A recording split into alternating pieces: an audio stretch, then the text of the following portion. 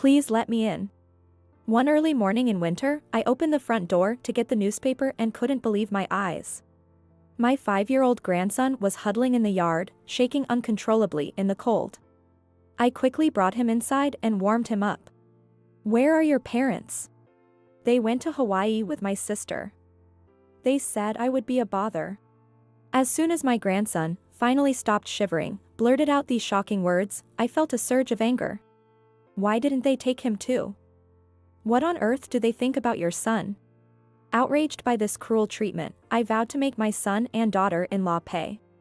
I'm Susan, 58, still working as a nurse.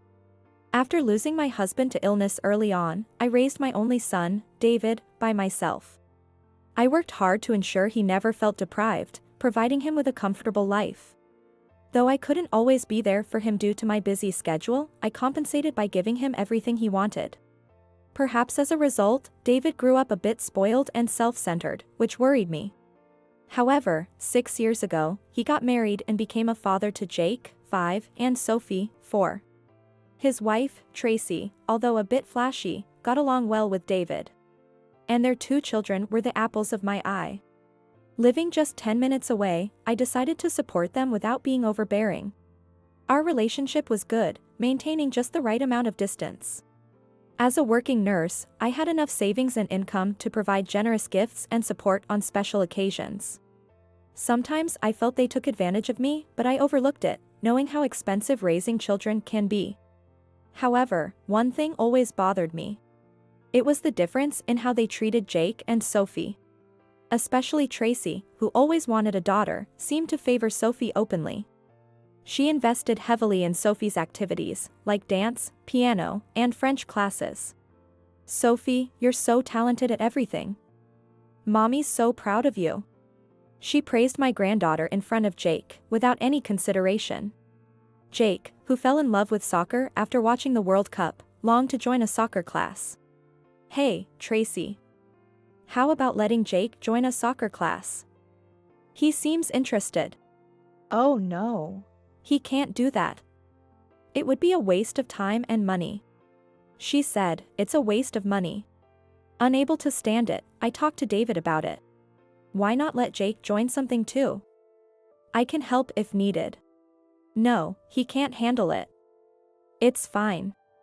I offered to support Jake's activities, but David turned me down. They said Jake couldn't do anything, but he was a smart kid who spoke early and loved drawing.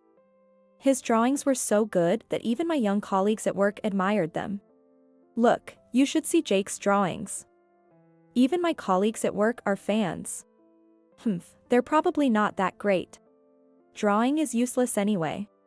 They barely glanced at his drawings and laughed them off. Sophie always wore cute clothes, while Jake wore old, ill-fitting ones. "Sophie has so many clothes. How about taking Jake shopping for some new ones? I do buy him clothes. But boys' clothes are all the same, and girls are just more fun." Having thought the same while raising David, I didn't press further. Both grandchildren were precious to me.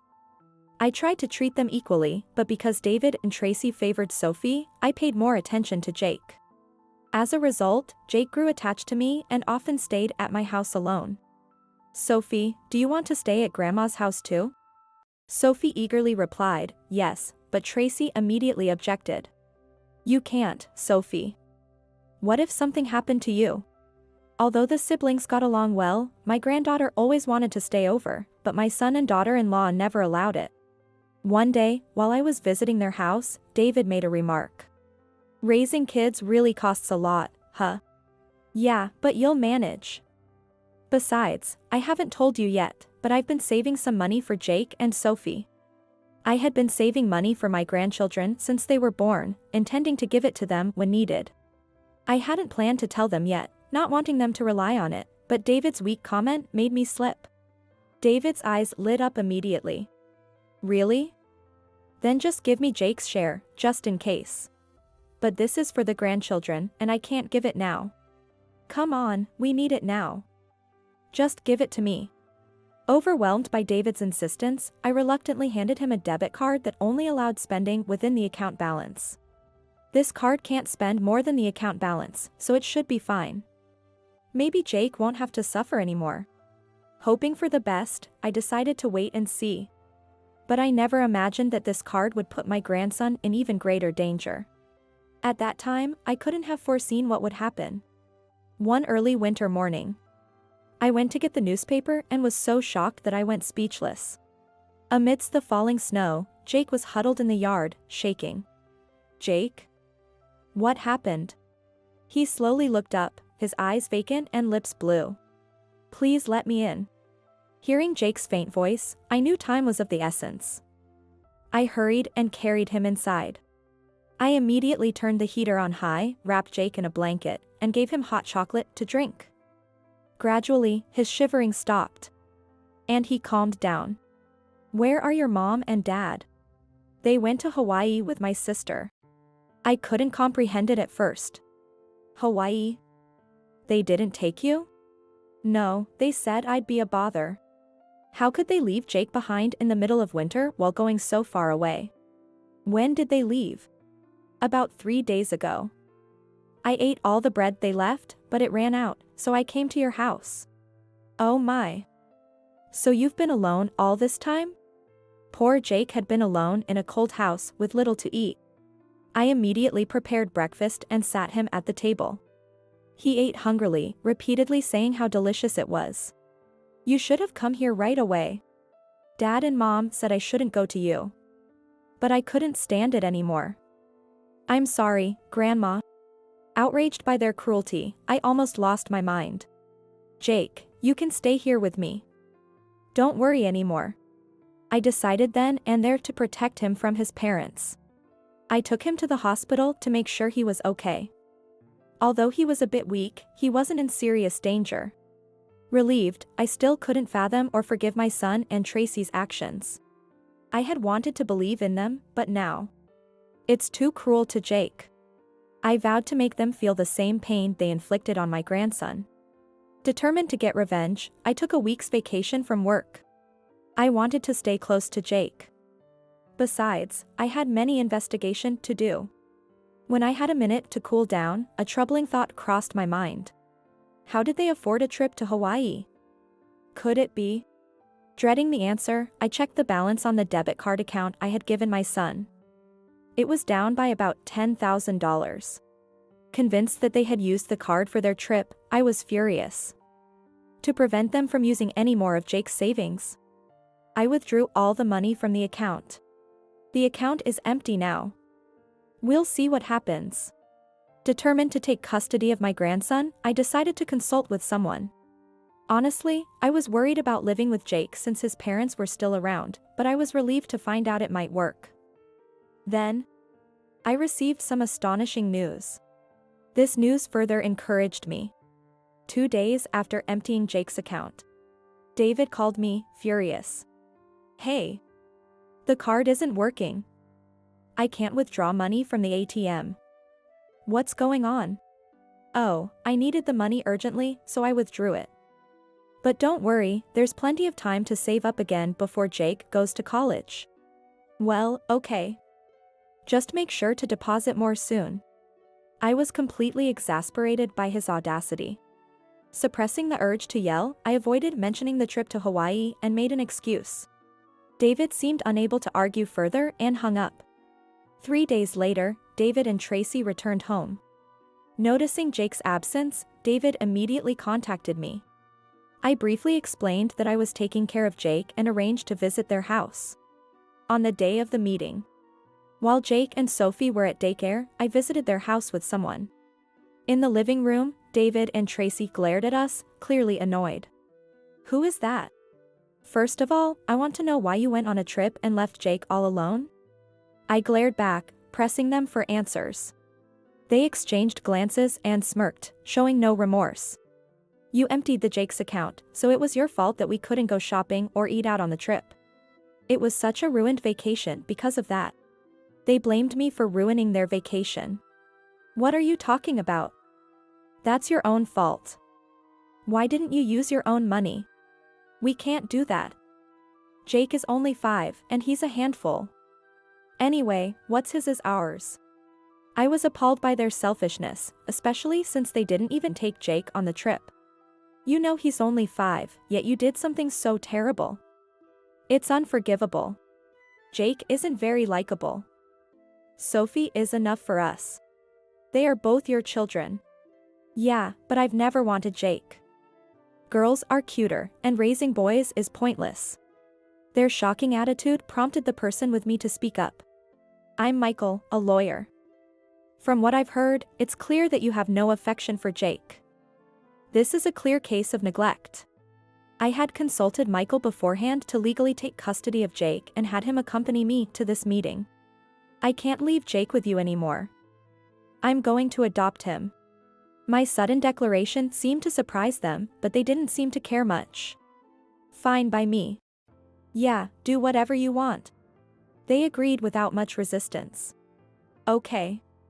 Legally, adopting a child under 15 requires parental consent. Will you formally agree to this? With Michael as a witness, David and Tracy formally consented. We're relieved to be rid of him. Now we can focus on making Sophie a star. They nodded, grinning at each other. How can you say that? Children aren't your possessions, and you're just trying to mold Sophie to your wishes. Shut up. David spat angrily. I've recorded all your statements and will report everything to Children's Services. Whatever. Go ahead. Tracy maintained her defiant attitude. So, I decided to mention their beloved granddaughter. We need to hear Sophie's feelings too. I don't trust you with her either, and I want to take her as well. What? Are you out of your mind? Don't go overboard. Tracy's confidence evaporated, and she glared at me with a furious expression. We adore Sophie. She wouldn't want to be separated from us, right? Yeah, she definitely wouldn't go to your place. They were confident Sophie would choose them. Oh, really? Sophie told me she didn't want to go to dance or singing lessons. That can't be true. Have you been forcing her into things she doesn't like? Do you really think she'll keep going along with your plans? My firm stance seemed to hit a nerve, and they began to look worried.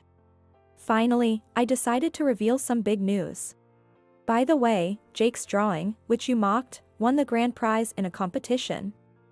He even received $3,000 in prize money. Both of them widened their eyes in shock. You're lying. He can't have that kind of talent.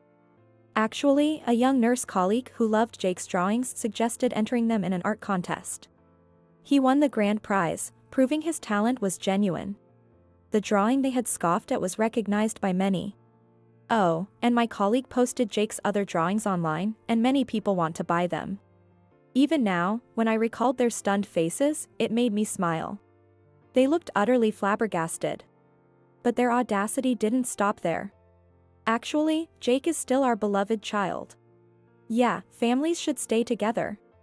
Realizing the truth of Jake's talent, they suddenly changed their tune, claiming they should raise him. The paperwork is already done. What are you talking about? Michael calmly reminded them, causing them to stomp in frustration. This is your fault for doting on Sophie. What? You're the one who wanted to leave Jake behind for the trip. They began blaming each other, arguing without shame. Enough. Jake is a precious child, and from now on, I won't support you two anymore. Please, don't say that. We'll change, please keep helping us. Susan, I'm begging you too. Shamelessly, they changed their attitude again and clung to me. Just then, the doorbell rang, and we heard a voice saying, "We are the police." Oh dear, it seems your ride is here. What? Why? What did I do? Of course, you left your child alone for 3 days while you enjoyed a trip. David, I'm disowning you today. Good luck. Wait. No. I brushed off his hand, handed them over to the police, and left with Michael. After that, I was able to formally adopt Jake, and Sophie said, I want to be with my brother and grandma. So the three of us started living together. I demanded $30,000 from David and Tracy for emotional distress and the misused funds. Though they were soon released from the police, they were fired because of this incident and eventually divorced after constant arguments. They're probably living lonely lives, but my grandchildren and I have no intention of seeing them again. Jake is thriving, joyfully drawing, and Sophie is happier and more playful. Watching them grow up became the purpose in my life, so I will continue to work hard.